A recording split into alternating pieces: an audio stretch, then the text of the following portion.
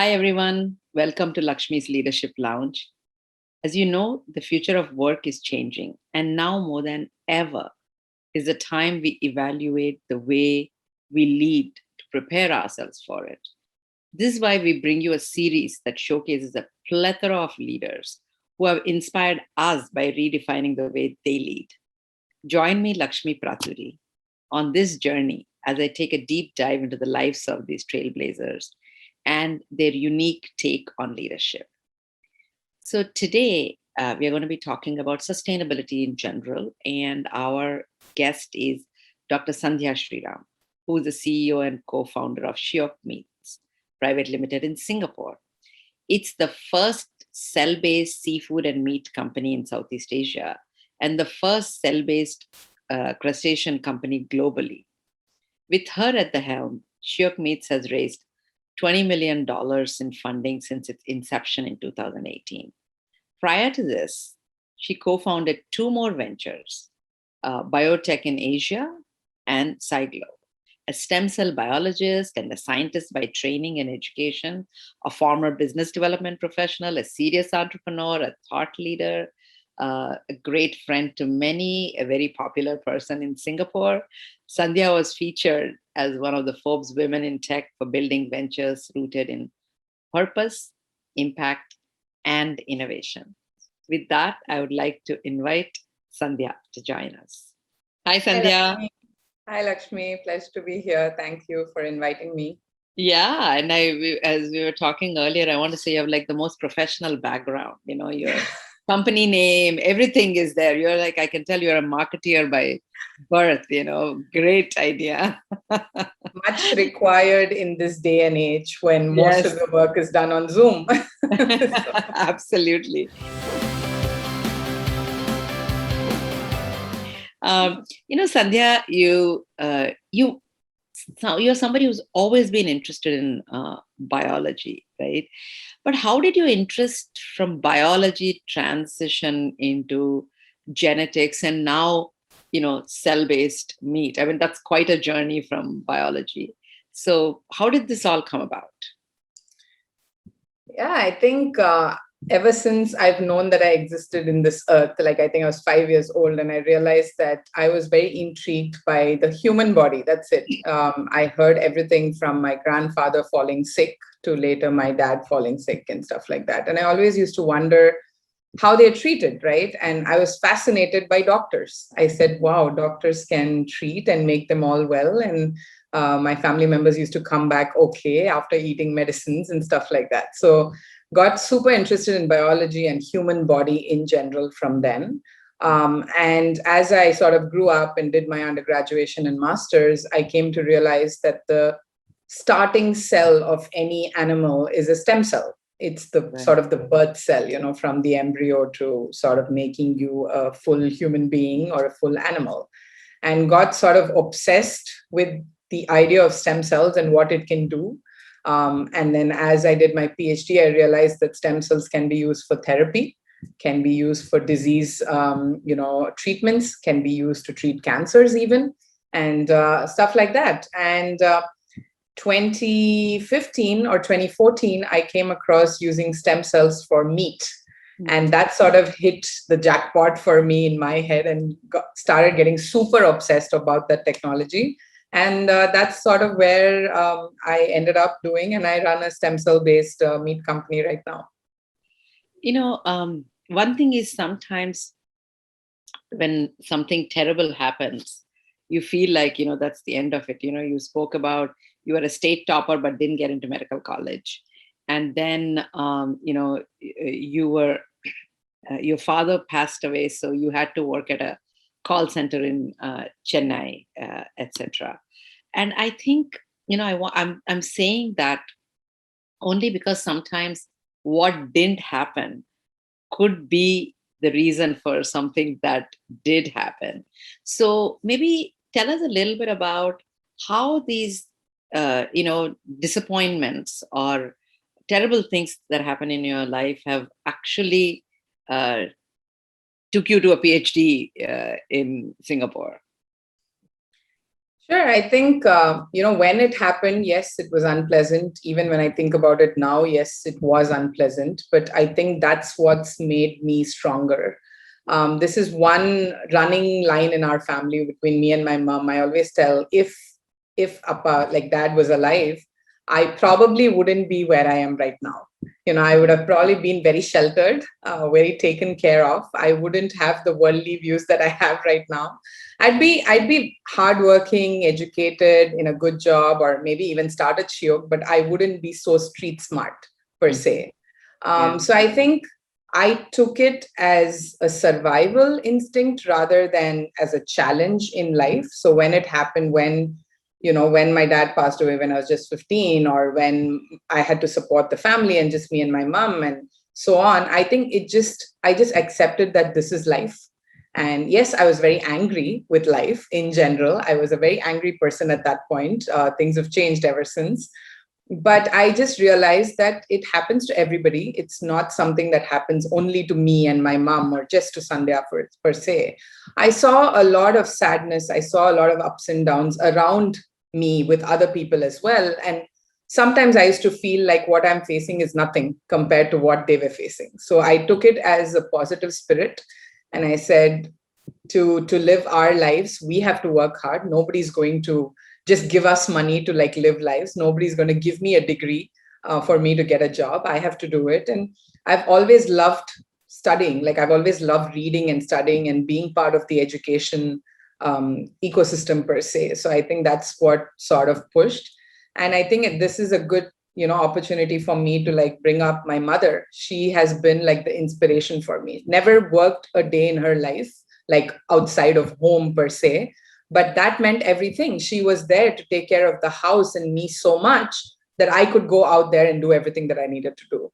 And she's been the strong willpower that she has. I cannot imagine the stuff that she went through in her life, right? From losing her husband at a very young age to like bringing up just a girl child, in India. I think the strength that she had and has right now is amazing. And I think I look up to her every day. Yeah. And I think that's a very important point, is that we have to always be thankful for what we are given, and also in your career, also you had some pivots, you were in Biotechin.Asia, etc. So tell me, what are one or two pivots that got you to where you are today?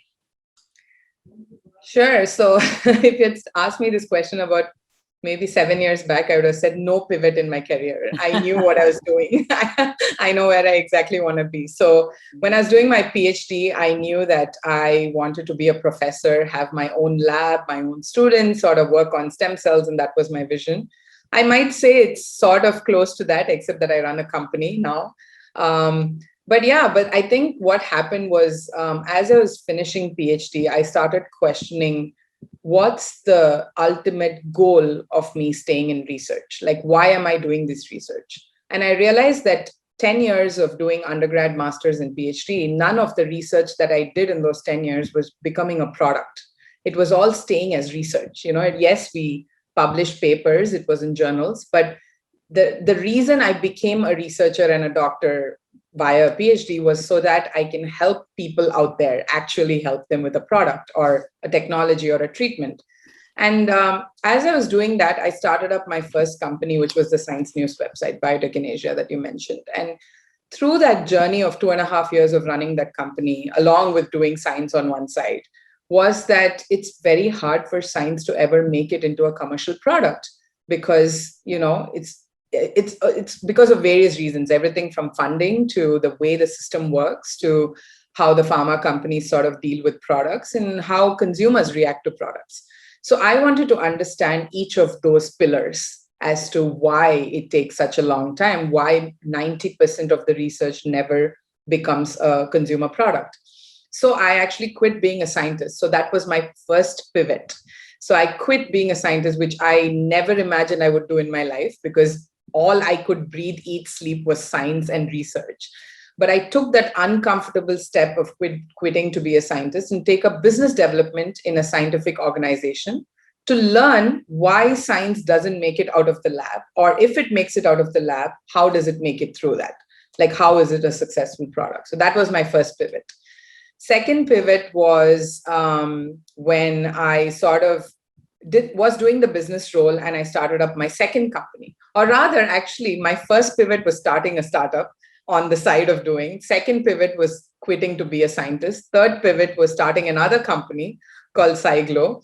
And then my fourth biggest pivot has been that I quit my full-time job and started up a cell-based meat company, which I never imagined doing even 5 years back, because I was so scared of not having a steady paycheck, which is sort of scary for a lot of people.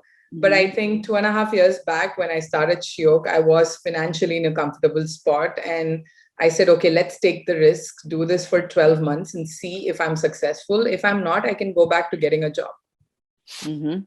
Yeah. And I think it's because of those turns, it's almost like it's a minor adjustment every time, but then you look back 4 years later, you're like, oh my God, where did I come? But every time it's a little bit of a turn that you make. And now you have a technology of producing cell-based meat work. And what are some of the variables that people who are interested in this field should consider before starting their own companies? I mean, you're doing this and you've been through certain experiences so far. So tell us, what should people consider? Sure. I'm quite brutally honest about this. I've been asked this question a couple of times and I have the same answer, which is, please don't start another cell-based meat or seafood company. I think we have enough. We have 70 plus companies around the world working on very similar technologies, different types of meats, and this is all around the world for different markets.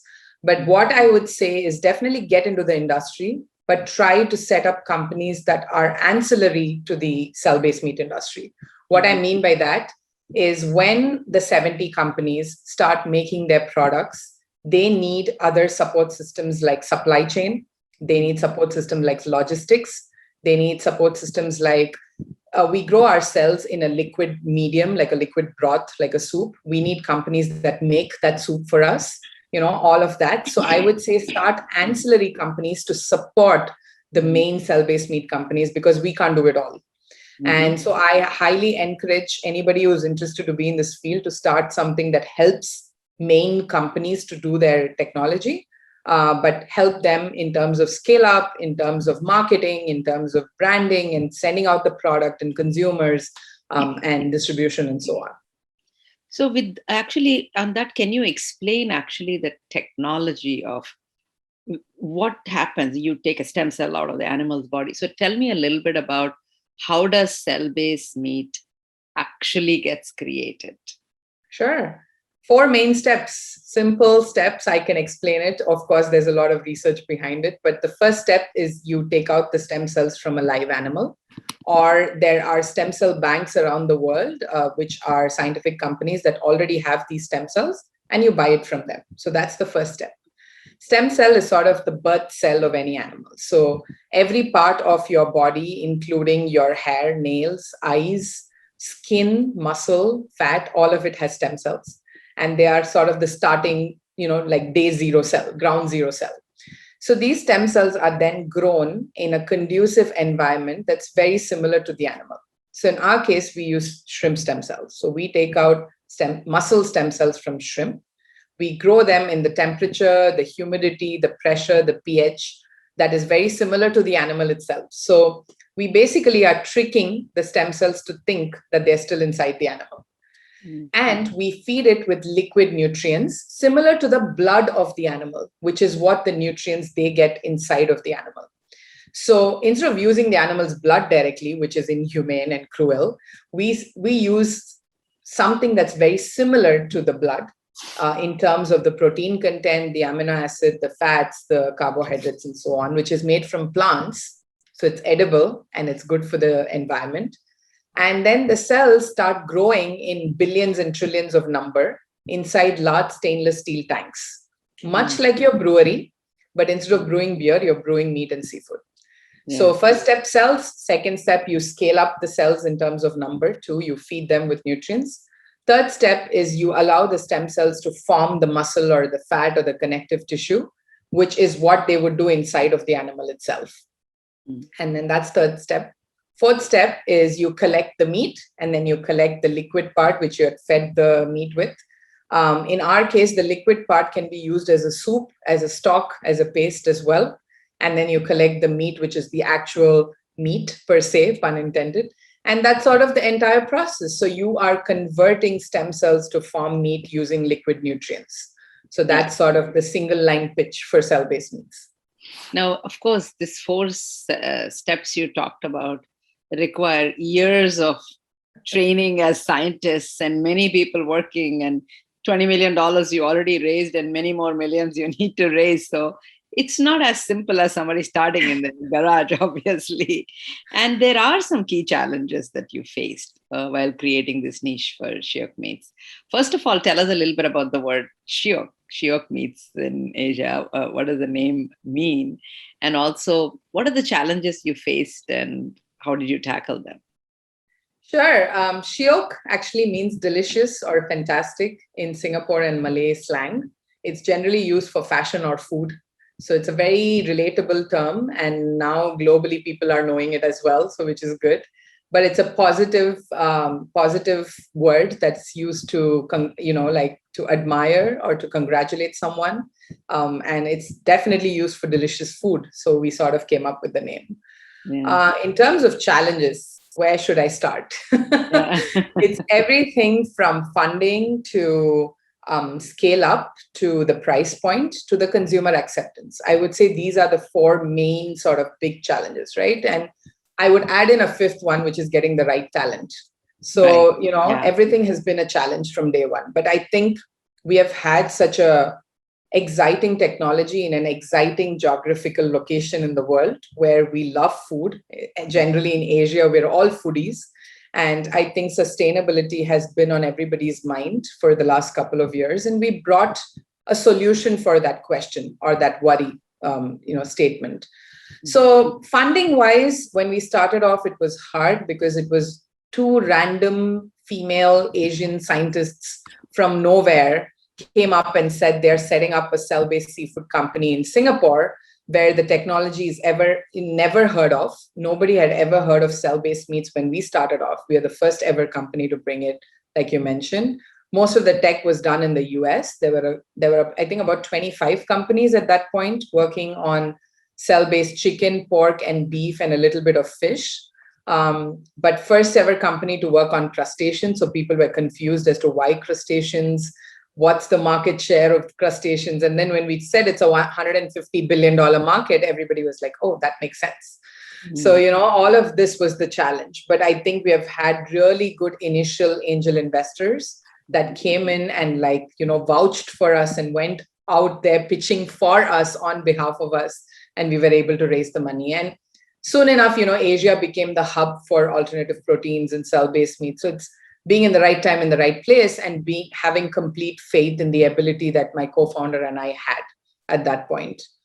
Yeah. Second, I would say is talent, right? It's not easy. People don't want to quit their well-paid jobs and join a startup, even though they're well-paid. But we have seen that excellent talent has been reaching out to us of late with all the press that we get and all the progress that we've been making with our company and tech. Mm-hmm. Then I think two of the other challenges go hand in hand, which is scale up and price.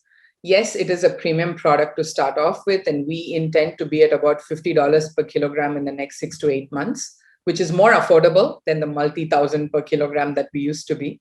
Mm-hmm. But again, economies of scale plays a big part. So as we scale up, the prices will come down. So that challenge will be taken care of. I think the fifth biggest challenge is consumer acceptance. You can have a great product, great technology, but the consumers are the end users, and they have to be buying it. But I think we have been sort of blessed on that angle where Asia is definitely open to cell-based meats. And I think the press and media are doing an excellent job on selling it for us to the consumers. And I think they're opening up to the idea, and they're willing to sort of accept it and accept that this is the future that they need to look towards.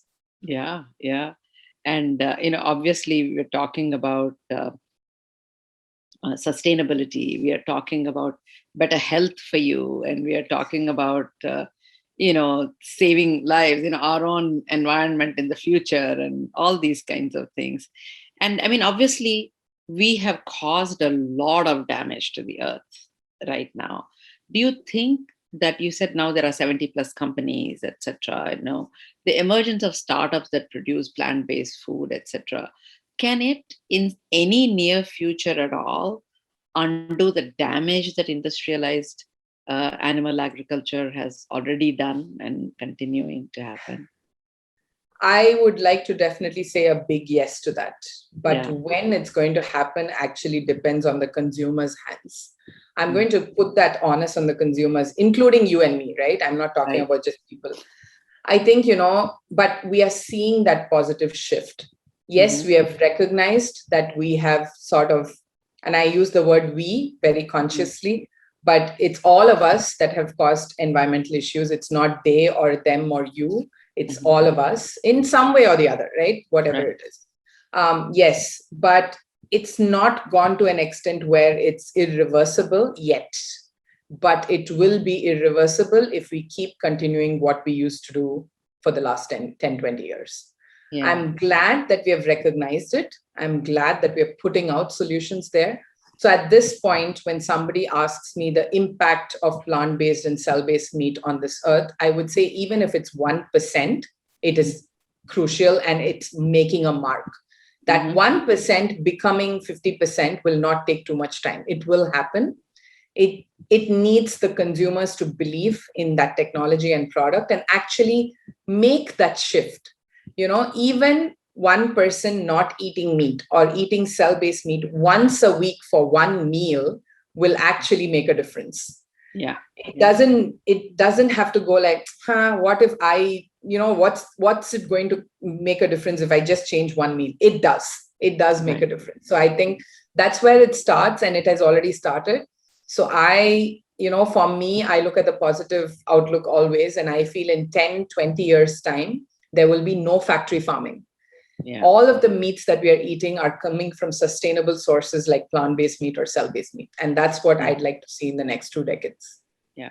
And the thing is, I think the next generation is much more conscious than I think we have ever been. I think they have been handed a world where they have to be, but also somehow genetically, I see the next generation thinking very differently. I know so many more vegans who are under the age of 30, and so many people talking about plant-based meat and, working at it, etc. So you're right. There's a lot of hope. So tell me a little bit about what is the one mantra quote that you believe as a leader? Just do it. I know I stole it from Nike, but okay. But I generally say ask is, I would say it's 2 parts, but it's always ask. And the next is just do it. So why I say always ask is, a lot of times we as human beings hesitate to ask because we are like, what if the other person thinks I'm dumb? Like, what if they think, why is this question being asked? But for me, if you ask anything, and if the answer is no, fine, it's a no, but you asked. But what if you asked and the answer is yes? And that's the opportunity and that small window or door to open for many, many things. And then once that window is open, all you have to do is just do it, right? Just go ahead, just forge ahead and do it. Yeah. It's so funny. I think there's a saying, something that says, you'll 100% not get what you haven't asked. I mean, it's sort of exactly. It's like, it's like if you have a box in front of you, like, Pandora's box, and unless you open it, you're not going to know what's inside of it. You can keep guessing, right. But unless you open it, you don't know what's there. Yeah. So who are some leaders or people in your own life? I mean, you can't say your parents, that you look up to and you're inspired by. I think 2 people definitely. One is, I know I can't say parents, but you didn't say I can't say my husband. So, so I am family. No, I have to. I can't leave him out because Yeah. Before being my Friend. husband, before being my child's father, he used to be my friend. So we met when we were 12 in school. Mhm. And he's been sort of my guiding light, sounding board, whatever you want to call it, all throughout my life. I've known him for more than half my life. So I Yeah. just cannot leave him out. Yeah. But he's been there always, and he's been through a lot in his life as well. And I think that's where we both connect and sort of take the positiveness of all the negativeness that we have had in our lives. And Mhm. second, I would say, is a person called Ryan Bethencourt, who I met, I think 5-6 years back via my first startup. But he himself is an entrepreneur, vegan, investor, advisor, right now my friend and mentor. But over the years, he's inspired me with everything that he does. And I keep saying this to him, but I'm like, I just recently also told him, I'm like a female Ryan Bethencourt. That's what I am, Started off as literally a nobody to starting up and investing in 70 plus companies to having his own vegan pet food company and having his own fund right now. I sort of modeled that path. And he was my first ever investor at Shiok, and first always the front in line to cheerlead us. And Yeah. I look up to him, definitely. So, what lessons has failure taught you, Sandhya? I think everything. I think everything from, being extremely comfortable in life to being extremely uncomfortable overnight, like literally. I think, we were expecting my father to pass away because he was extremely ill. But when it actually happened, we didn't know what to do. We didn't know how life could go on without this person who used to support us emotionally, financially, physically, every way. And I was 15 and I didn't know anything about this world. I thought my world was my mother and father and my school, and that's it. But I think that's where it, put me in such an uncomfortable situation that I had to break out of that comfortable cocoon that I was in and go out there and literally sell myself, right? Like sell myself as a person and what I was capable of for people to recognize and give me that opportunity and that small door or window to open, per se. I think it's everything. Even now, right? I don't take anything for granted. Yes, we're a well-funded company, but that also means that there's a lot more expectations out there, and I am going to raise a lot more millions for this company. So I think, what I've learned through life is be humble, be confident, but be humble about it. And anything can happen tomorrow, so count your blessings. And you have to do the hard work. Nobody's going to do it for you. Yeah. Yeah. Yeah. So now we are at that section, Sandhya. It's called Stump Me If You Can. You can ask me anything Yes. you want. Yes, I'm going to keep it very simple from my end, but let's see what you do, Lakshmi. But You mean say you're going to do more work to me? no, it's I think an insight into you and your life, right? So I've been inspired by you, and when you reached out for this, I was stumped actually. So when our common connection introduced us, because I know you. I mean, as in I know you for the last couple of years, even though you didn't know me, maybe, but we weren't connected then. So I have 5 words that I'm going to say, and you can probably say 1 sentence or 2 sentences for each word that comes to your mind first. Okay. So let's start. Sure. So first thing is people. The essential part of life. We are nothing without the people around us. Great. Second is life. Is full of possibilities, and it's yours for the asking. Perfect. 3, money. An essential tool to buy you freedom, but you need to know how to control it. Perfect.